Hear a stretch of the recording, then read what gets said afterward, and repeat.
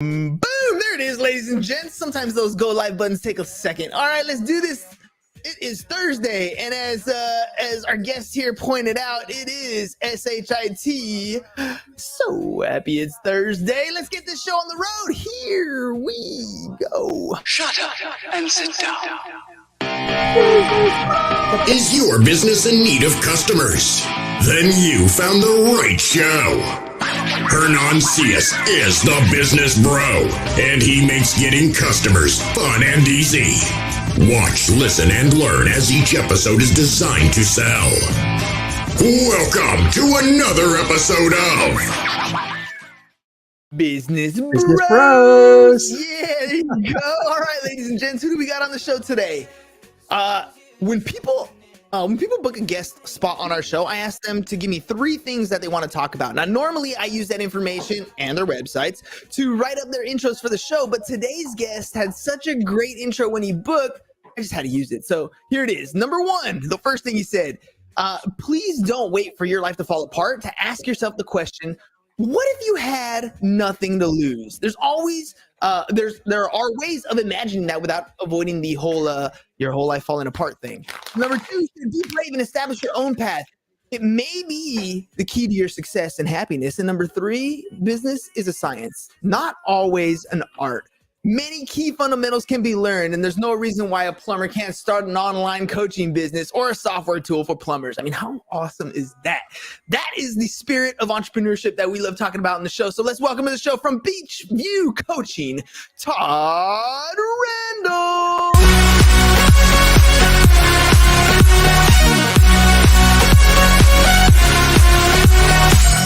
All right, Todd, welcome to the show, man. How did you get the video link to my backyard, dude? I didn't realize that was not secure.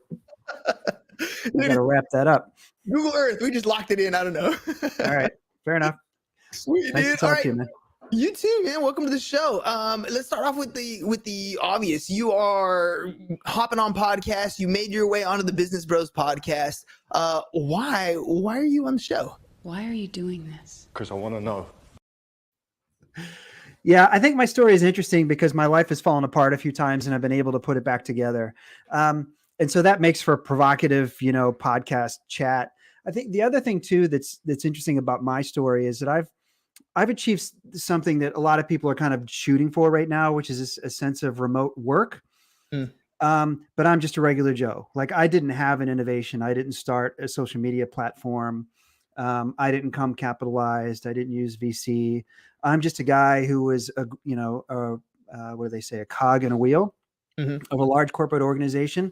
And I decided that I was going to be fine. I just needed to start somewhere. And so I put my foot in the pool, my toe in the pool, as they say, started a small business, and off I went. And it's not that I didn't, have travails or difficulties or conflict. But as long as, I stayed with it, I worked hard. And in the end, building my small empire, which is relative, of course, but it really works for me. Yeah. But the size of your empire, right? It's almost like, I kind of feel like it's almost a phallic symbol that's used in business. Like, my company's bigger than yours. I have more employees. I run look at my top line revenue. There's a lot of that goes on in business, but I feel like most people don't understand. If you're waking up every day hating what you do, it doesn't matter how big it is. Yeah, I think that really goes to the second point that I was trying to make in my intro, and that is that you have to choose your own damn path, right? You can't let other people decide. And especially, like, one of my businesses is coaching consulting, right? And people are online looking for clients and online in this business nowadays.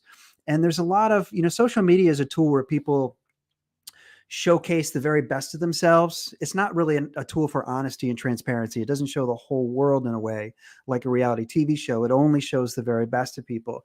And there's a bit of hype that goes along with it. And I think that's a dangerous trap to set yourself into, because those folks have goals that you don't. If someone's taking a picture of themselves in a Countach on Manhattan Beach, God bless them. I don't want to live in Manhattan Beach, and I don't want to drive a Countach. It's not my lifestyle, right? Exactly. And when you're 20, it's kind of hard to see that, because why wouldn't anyone want a Countach? Countaches are expensive cars, and it shows that you've succeeded. And it takes a little nuance for you to get past the point. Okay, yes. Like I do want things that convey my success because it helps me feel proud, but it doesn't need to be a fancy car. It could be something else. Or there may become a point of self-awareness when you become later in life that you actually don't want to convey an image of success. Right. You just want to be trusted. And that's how you scratch that itch, is that you work with people that trust and believe in you. And you're like, yeah, he's got me. She's got me. They understand that I'm valuable, and they don't need the internet to think they're valuable. They don't need, when they drive down the road in a fancy car and people they've never met before applaud in their general direction. That's a different kind of positive reinforcement. And when you're 50, I'll assure you that when you reach there, you'll have a slightly different perspective on how you want to be applauded, how you want to be recognized. And for me, for instance, I have like 5 people that tell me, that I'm smart or funny or caring. And it means a lot to me. And I care much less about if 1,000 people like a photo that I put online. You talked about how it doesn't always go according to plan. There's ups and downs. You had a lot of mistakes in your life. I'm heading into a milestone. Yeah, right. I'm heading into a milestone age. I'll be 40 this year in August. And I feel like when you hit some of these milestones, you start to reflect. I do it every year. I don't really like my birthday. Oftentimes I'm like, am I really where I'm supposed to be?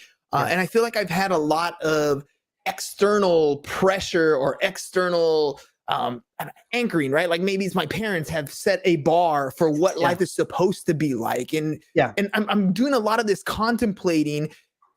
But when people look at me from the outside, it's like, hey, dude, you live in a nice house. You got a great show. You got a great career. Like from the outside looking in, it's great. From the inside, how often did you feel throughout your career? Maybe do you still feel that struggle of maybe imposter syndrome? Maybe I'm not enough, or maybe I'm struggling, or maybe I'm, not where I'm supposed to be. I really did. And I think that's one of the reasons that I harp on it so much now in my consulting and coaching, is I try to get people really centered and balanced, because it makes it so much easier to execute if you know exactly where you're going, right? Running 100 miles an hour in a circle doesn't get you anywhere. It's kind of cliche to say that, but in business, it happens all the time. You talk to a CEO and you're like, hey, things are not going well. What do you want? Well, I want to be one of the top 50 listed in this magazine. And I want to be president of my chamber, and I want 1,000 employees. That's my next goal, is 1,000 employees or $100 million. And you're like, yeah, no, like, what do you really want? Do you want to be respected by your peers? Do you want to retire? Do you want to be famous? Like, let's pick one and go for that, because you can almost always reach it if you do. And so that internal, you may find that the expectations that the world has of you seem so in tune with the direction you're heading at one point in your life, and very much not in tune with where you're headed at some other point in your life.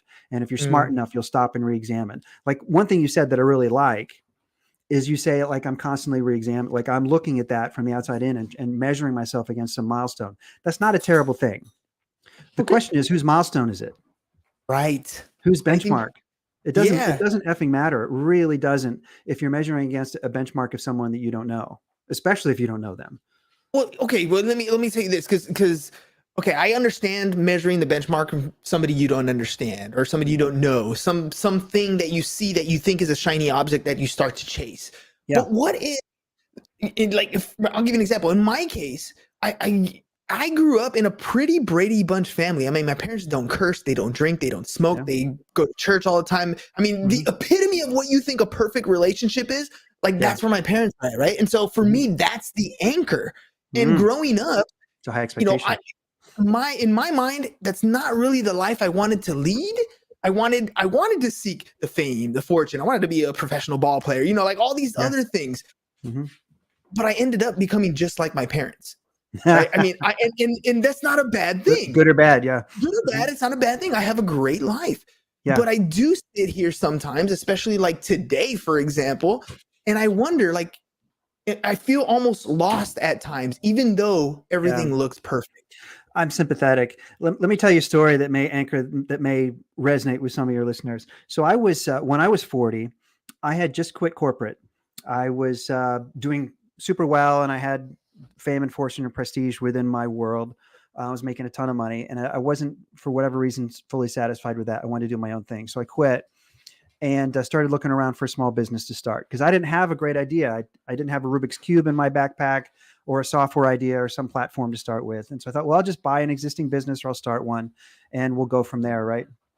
And about 3 or 4 years in, maybe say 5, this is not so long ago, actually.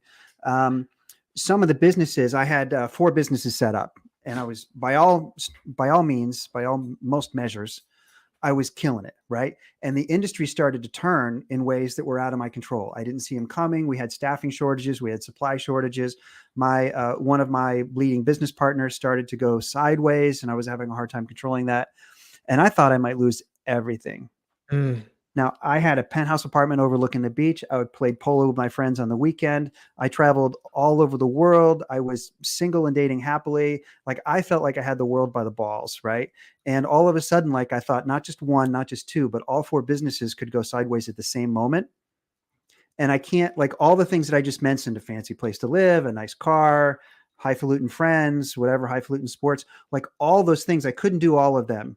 And so for the first time in my life, I had to really pick most of the things that I did on a daily basis and vote them off the island. Oh, right. Prioritize your passions and your joys, and deciding on, like, what is it that you get to keep and what is it that goes away. And it's a slightly different conversation when you're 20 and you have nothing and you think, I want it all. Mm-hmm. Right. I'm just going to continue to aspire to want everything. It's a different conversation when you've accomplished most of that and it's sitting in your palm of your hand, and then you have to give it up. And it begs the question. This is the question I ask people all the time. If you were going to lose it all, right? What's the thing that you would cling to?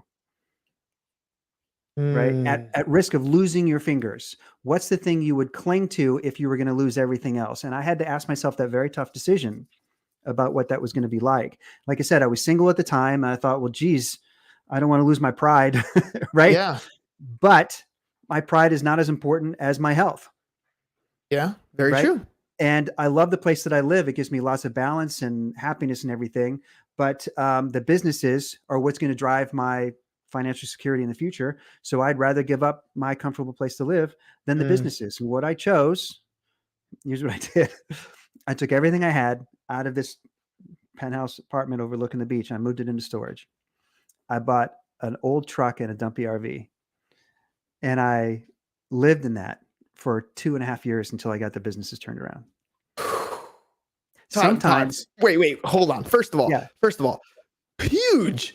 Yeah, it's a big deal. Yeah. I mean, dude, the pair on you is got to be massive, man, because that idea of, for me, and I know sitting here, pride is one of those big things that my identity, my brand of who I am is one of those things that is hard. I think would be very difficult to let go. And you played your worst case scenario, and then you lived it. Yeah, it was a little bit of a emotional test for myself. Like I didn't need to be in panic mode, but I saw some winds coming that could in fact sink the whole ship. And it freaked me out. It really did. And I thought, okay, I'm going to overreact, because overreact will save the 2 things that matter most to me. And the 2 things that matter most to me was that I was developing my mind, that I was developing myself as a person, and that I salvaged the businesses. Those are the 2 most important things to me. And so I picked only a few things that I could work on personally. And that was, I was riding horses a lot at the time. And I thought, okay, that's a way that I can salvage my pride. It's a way that I can have, express my curiosity. It's a way that I can express my physicality and stay fit and emotionally centered. Right. And so what I did is I took this truck and trailer and I drove it to a friend's farm, and I parked it in the back right next to the horse's stable. And I rode horses every day, and I worked like crazy to salvage the businesses. And it was just a matter of, salvaging working capital, because I saw a storm coming. Now, a year later, the pandemic hit, right? And all my friends had said, oh, Todd, you might be overreacting, right? I was preparing myself because I thought any little thing happens and I could be in trouble. And then they all happened. Like, that little thing became a really big thing. And I'm so glad that I took this kind of, this big step to protect my businesses, because I had pooled working capital. I had put myself in a place where I was kind of independent and centered. I'd found out who my true friends were, of course. And Mhm. the businesses were salvageable. Like during the pandemic, I could have lost everything. And in fact, I turned them around and not only salvaged those businesses, but started 3 more, and ended up in better shape than I could have ever expected. Right. I mean, that to me, first of all, it's a blessing, but also the fact that you were willing to take some action. Most people are not. I like what Sam says here. Every fat person can tell you how to lose 10 pounds, right? So every person who's been in that situation has an idea of how it's going to be successful. But oftentimes we go to the person who hasn't been in a situation and ask them for their greatest advice on what that situation would be. You've literally gone through this. You've built a business. You've been knocked down. You picked yourself back up. I mean, that's one hell of a ride to go on. And now you're helping entrepreneurs do that same thing, right? Yeah, I think the cool thing about entrepreneurship is that it doesn't have to be an art. Like you see people that are flashy and dress nice and talk well at cocktail parties. They're not the only entrepreneurs in the room. They're the ones you notice and recognize, right? But there are probably 70% more of the entrepreneurs in the room that are the quiet folks that just work hard all the time and having interesting conversations, at the back of the house. So the question is, what are those people doing? Right? They're not gifted PR folks necessarily. They're folks who learned fundamental business skills and apply them to their business over and over again, failing and then learning lessons and then refining their practice until they get it. And that's the lesson that I mostly try to pass on in my consulting and coaching practices, is that if you don't understand it now, that's okay. Lots of people have businesses. Let's find people that have businesses like yours, or let's count on people with 20 years more experience, and we'll create a process that helps you get there. Well, today makes that sort of process even easier than before, because one of the things I'm always contemplating myself, I've done a number of different businesses, but a lot of them have been like solo businesses, right? Where I'm providing and fulfilling and doing everything that's required. And once I started hitting, late 30s, now into my 40s, I'm starting to really shift the idea of how I want to do business. And one of the reasons why we started the podcast and building a brand is because I don't really want to do fulfillment as much as I get older and older. I want to have more time for other things. But the internet gives us the ability to partner with people who all they want to do is fulfillment. Like identifying what it is you want to do is one thing. The other thing is accepting it and willing to say, it's okay, right? This is what I want to do. And even though not everybody in your circle agrees with that as a good idea or as a right step forward, it's what makes me happy. And it's what I'm going to figure out. And I think that's the hardest part about entrepreneurship, is deciding and then realizing that you don't know, but you're going to figure it out. You just don't have a time frame. Yeah. If you come to terms with something that's valuable to you, it's tough work. You have to practice this skill of being decisive. Being decisive is something an entrepreneur must be from time to time. And you'll find someone that's been doing it for 20 years and it does become easier. It's a more refined skill after 20 years because they learn that the whole world is not going to implode every time they make a decision that isn't right. You can make a decision and then refine later. As a young entrepreneur, I was, paralyzed with fear to make a decision sometimes. And I would overanalyze, waiting. So, I agree with you that being decisive is an important part of that. But it's easier to be decisive if you're clear about, what you want as opposed to what the world wants for you. Well, I think that's where that whole idea of manifesting comes into fruition, right? I think people like to use manifestation as a magic thing. You're going to bring it in, the universe is going to bring it all. But really, it's like, you know what? You know where you're going.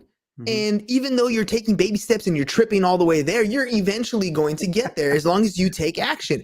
Decisiveness, you can change your mind at any time. Elon Musk said he was going to buy Twitter. And then this week, what is he saying? You know what? I'm going to kind of change my mind here.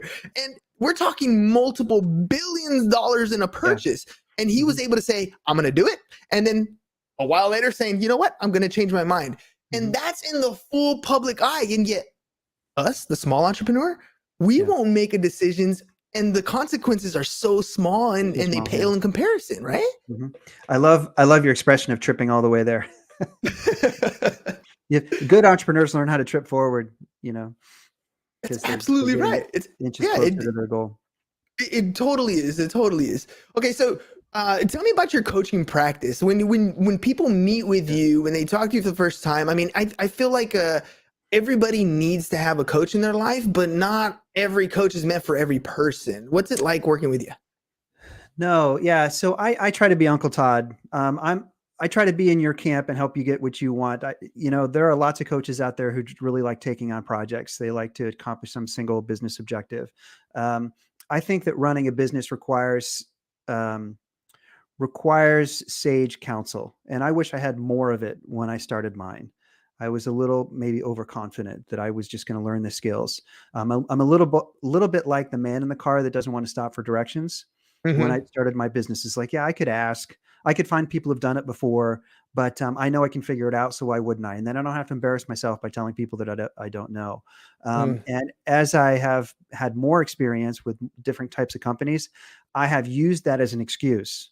Okay, so I've been in med tech, I've been in fitness, I've been in spa business, right? But I've never had a construction wholesale company before. And so that's my trigger. So I'm able to go to someone and I can say, hey, I'm an experienced business person, but I haven't had a wholesale construction company before and you have. Can I ask your advice on things? And if for whatever reason that helped me get over the hump of just asking for help. And so I try to be that person who helps a person ask the tough questions of themselves. Like I said before, business fundamentals are not the gift of the elite or the beautiful. They are just things that you can learn and then practice, and you'll suck at them at first. Everyone does, but you'll get better, right? Your business will perform as a result. You said you help people ask the tough questions, and I feel like as an entrepreneur, a lot of times it's the ask that most entrepreneurs struggle with, and the ask can be in a bunch of different ways. It could be asking for the sale, it could be asking for the referral, it could be asking for help, it could be asking in a lot of things.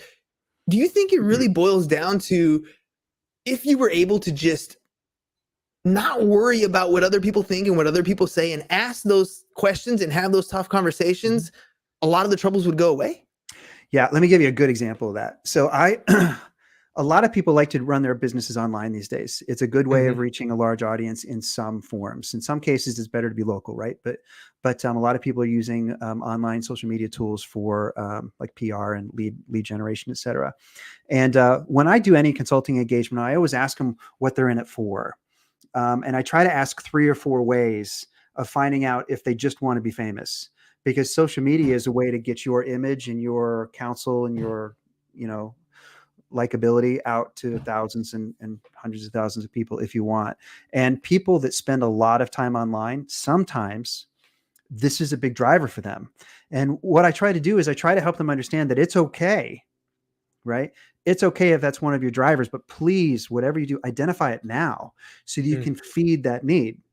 So if that's something extremely satisfying you, feed it. Don't be afraid of it. No judgment. But find a way to feed it and then see if there's a business model behind it, because being famous does not pay the bills. Having an Instagram following of 10 or 15,000 people is not necessarily helpful. The question is, what are you in business for? Do you really want to help people become better animal trainers? Why? Right? Do you feel like people are not training their animals well and that animals suffer as a result? That's a whole different reason from I want to be famous for teaching people how to teach their pets. Right. So, but fame is so attractive, right? I guess what for me, that was one of those things where I'm like, dude, I just want to be famous. The question I always came back to was, what do you want to be famous for? Right? Yeah. Because I think that's where the key is. I've always felt, and this is like part of my own habits, is I want to be known for what I've done.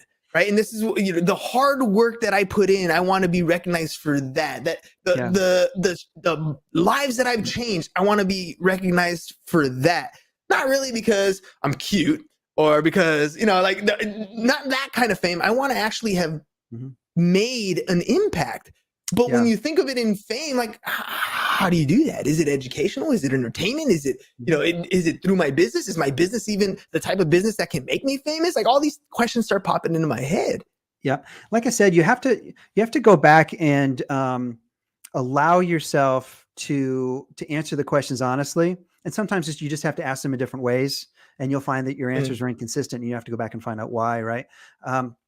But there are good reasons why being famous is helpful, right? Like you could object to the way animal trainers are conveying animal training to the general public. You could object to that. You're like, oh, I don't like the way that they're teaching the public to teach their dogs to sit, right? And being famous is a way for you to get the message out and counter what you think is poor training, right? You could feel like the youth who are chasing Instagram fame, right, may feel empty or superficial at 22, 23 if they haven't found some way of taking their Instagram likability and transferring into something that's a slightly more soul satisfying, right? And you could be concerned about that. And the only way to reach them is to go out and become an Instagram influencer in a way that reaches them. Now, fame in that case is extremely helpful. And you can't be just famous. You have to be famous and attractive to them. Right. And so it can be a vehicle to get work done. And I respect that very much. But you have to ask the question. Like for me, fame is not a thing for me. Right. I really want to be respected for offering fair counsel. Right. That's what I love. And if 10 people tell me that, I'm usually pretty satisfied. I don't need 100 or 1,000. But this is my way of finding people who need the help. When I do podcasts, et cetera, I usually find people like, I just feel like I'm going to get an honest shake with this guy. He's going to give me straight answers and he's going to work hard for me.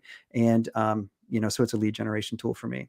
Yeah, that's exactly what I was going to say when hearing your story, hearing the way you've struggled, just the work that you've put in.